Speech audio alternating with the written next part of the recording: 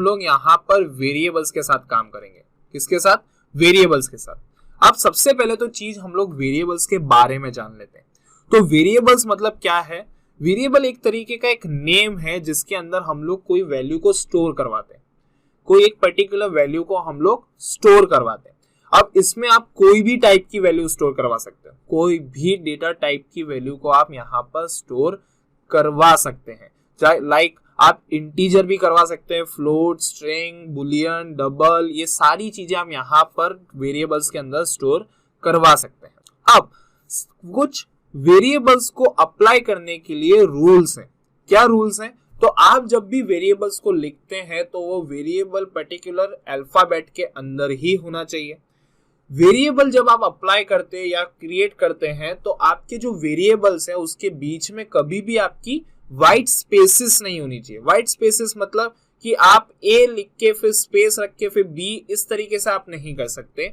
आपका जो वेरिएबल का नाम है ना, वो कभी भी डेटा टाइप के नाम का नहीं होना चाहिए। डेटा टाइप के नाम का मतलब आप वेरिएबल एज अ इंट नहीं ले सकते, आप फ्लोट नहीं ले सकते, आप डबल नहीं ले सकते, आप बुलियन नहीं ले सकते, ये नाम के वेरिएबल्स आप नहीं ले सकते। और पर्टिकुलर वेरिएबल कुछ सिग्निफिकेंट होते हैं। सिग्निफिकेंट मतलब कि समझ लीजिए कि आपने कोई वेरिएबल कैपिटल ए में डिफाइन किया है और आपने नीचे उसको स्मॉल ए के अंदर यूज किया है, तो वो स्मॉल ए को आइडेंटिफाई नहीं करेगा। मतलब अगर आपने वेरिएबल का नाम कैपिटल में लिखा है तो आपको पर्टिकुलर उस वेरिएबल को कॉल करवाने के लिए उसको कैपिटल के अंदर ही लिखना पड़ेगा, तब जाकर आपका वेरिएबल कॉल होगा।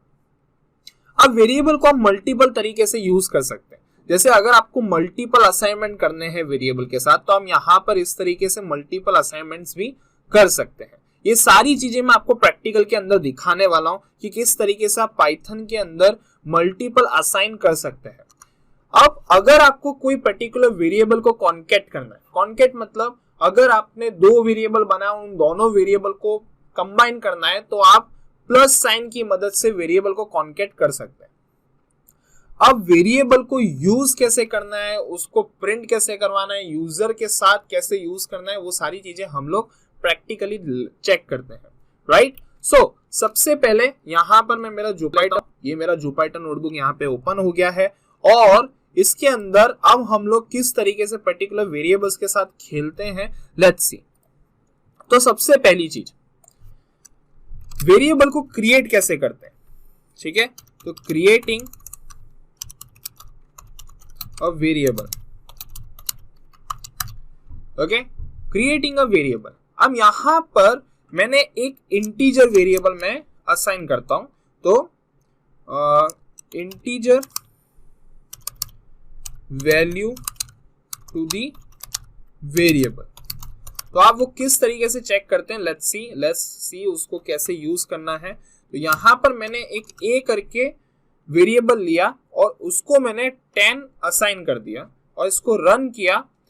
रन करने के लिए यहां पर मेरे को प्रिंट लिखना पड़ेगा और यहां पर मैंने 10 ए लिखा, तो यहां पर हम उसको 10 प्रिंट करवा देंगे। ये एक तरीके का इंटीजर वेरिएबल हुआ।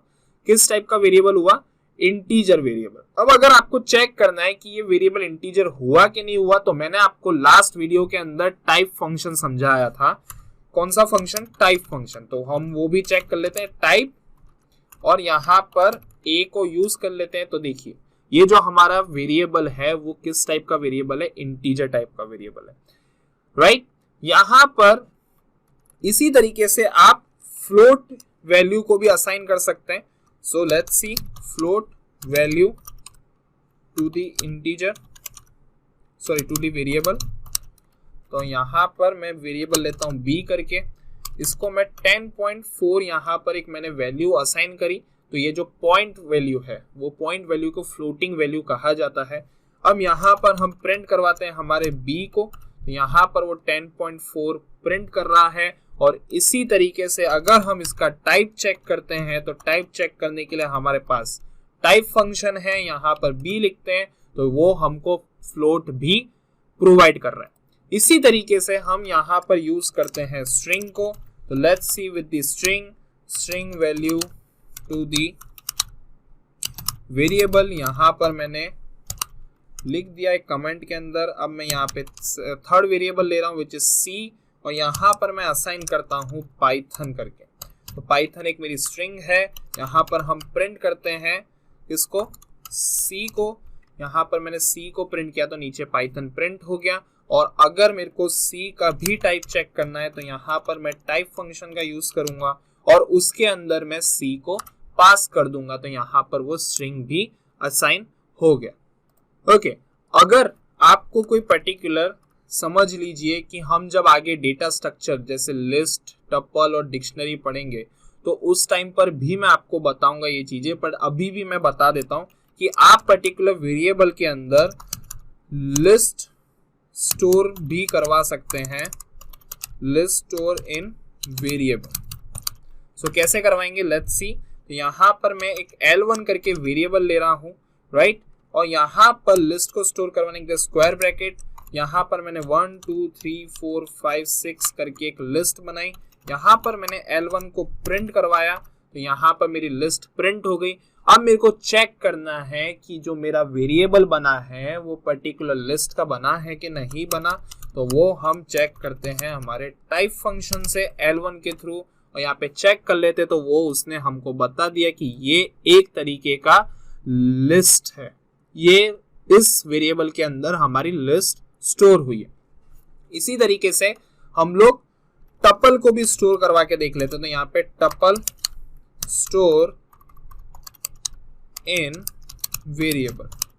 ओके, सो यहाँ पे कैसे बनाते हैं टपल को। सो यहाँ पे मैंने t1 करके एक वेरिएबल लिया, 1 2 3 4 एंड 5 करके मैंने 5 वैल्यूज को इनपुट किया टपल के अंदर, और यहाँ पर मैंने t1 को प्रिंट करवाया तो यहाँ पे नीचे मेरा टपल प्रिंट हो गया है।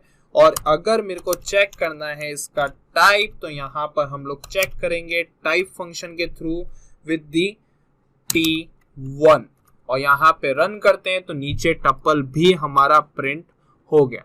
मतलब इस तरीके से आप वेरिएबल के अंदर कुछ भी स्टोर करवा सकते हो, कुछ भी आप वेरिएबल के साथ काम कर सकते हैं। बट हाँ, ये चीज याद रखना कि वेरिएबल्स के रूल आपको पता होने चाहिए और उस पर्टिकुलर रूल्स के साथ ही आप काम कर रहे हो, राइट, क्लियर। इस तरीके से आप वेरिएबल के अंदर कोई भी पर्टिकुलर चीजेस, कोई भी पर्टिकुलर डेटा को आप स्टोर करवा सकते हो। ओके, अब नेक्स्ट जो हम काम करते हैं वो टाइप कन्वर्जन के साथ भी काम करते हैं। कि अगर समझ लीजिए यहां पर मैं लिखता हूं टाइप कन्वर्जन। ओके, अब टाइप कन्वर्जन मतलब क्या होता है कि समझ लीजिए कि आपके वेरिएबल के अंदर कोई भी एक वैल्यू आ रही है और उसका आपको टाइप कन्वर्जन करना है। टाइप कन्वर्जन मतलब कि किसी एक पर्टिकुलर डेटा टाइप से, मतलब यहां पर मैं लिख देता हूं converting from one data type two another data type is called type conversion, या फिर आप इसको टाइप क्या कहते हैं, टाइप कास्टिंग भी कह सकते हैं। क्या कह सकते हैं आप इसको, टाइप कास्टिंग भी कह सकते हैं। मैं इसको यहां पर मल्टीलाइन कमेंट पास कर देता हूं। ओके, सो इस तरीके से आपका जो टाइप कन्वर्जन है वो यूज होता है, राइट। अब टाइप कन्वर्जन को यूज कैसे करना है, तो लेट्स सी कि मेरे को अगर कोई भी पर्टिकुलर चीज को टाइप कन्वर्ट करना है, जैसे समझ लीजिए कि मेरे पास यहाँ पर एक क्या कहते हैं वेरिएबल है a करके, और इसके अंदर अब मेरे को सिर्फ और सिर्फ इंटीजर वैल्यू चाहिए और वो भी यूजर से चाहिए, राइट। तो अभी मैं क्या करूंगा, यहां पर मैं अभी इनपुट ले रहा हूं यूजर से, और यहां पर मैं एक मैसेज लिख रहा हूं कि enter the value of a, right. So अभी मैं यहां पर सिर्फ और सिर्फ मेरी a की वैल्यू को प्रिंट करवाता हूं, ठीक है। अभी मैंने कोई भी टाइप कन्वर्जन नहीं किया है, राइट। अभी मैं यहां पर प्रिंट करवाता हूं टाइप, और यहां पर a की वैल्यू को a को मैं यहां पे टाइप के अंदर रखता हूं। रन करते हैं। यहां पर मैं अभी जैसे 10 डालता हूं तो 10 तो हमारा इंटीजर है, पर आप देखिए कि वो डेटा टाइप कौन सा बता रहा है, तो वो हमको स्ट्रिंग बता रहा है। अब 10 तो स्ट्रिंग है नहीं, राइट। मेरे को क्या करना है, इसका टाइप कन्वर्जन करना है कि मेरे को सिर्फ और सिर्फ मेरे इनपुट के अंदर सिर्फ और सिर्फ इंटीजर वैल्यू ही चाहिए। तो मैं क्या करूंगा, टाइप कन्वर्जन करूंगा। कैसे करूंगा, तो देखिए यहां पर सिर्फ आपको इंट लिखना है और इसको उस पूरे इनपुट फंक्शन को इंट के पैरामीटर के अंदर ले आना। अब मैं यहां पे एंटर करता हूं 10, तो वो देखो मेरे को इंटीजर यहां पर दे देगा, राइट। पर अब आप यहां पर स्ट्रिंग को एंटर नहीं कर सकते। जैसे आप स्ट्रिंग एंटर करोगे वो एरर दे देगा।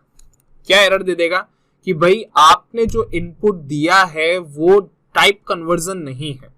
क्यों नहीं है, बिकॉज क्योंकि एक आपका स्ट्रिंग डेटा टाइप है जो किसी में भी कन्वर्ट नहीं होता, बट स्ट्रिंग के अंदर आप कोई भी डेटा टाइप को यूज कर सकते हो, ठीक है। तो यहां पर वो कन्वर्ट नहीं होगा। अब मैं 10 लिखूंगा तो वो मेरे को अलाउ करेगा। तो इस तरीके से आप टाइप कन्वर्जन कर सकते हैं वेरिएबल्स के साथ, राइट। क्लियर इतना। तो आज हमने क्या देखा वेरिएबल्स के अंदर, कि सबसे पहले वेरिएबल्स को कैसे क्रिएट करते हैं, कैसे उसके अंदर इंटीजर वैल्यू को असाइन करते हैं, कैसे फ्लोट वैल्यूज को असाइन करते हैं, स्ट्रिंग, लिस्ट, टपल, राइट। और फिर उसके साथ टाइप कन्वर्जन कैसे करते हैं पाइथन के अंदर, राइट। तो इस तरीके से आप वेरिएबल्स को यूज कर सकते हो पाइथन के अंदर।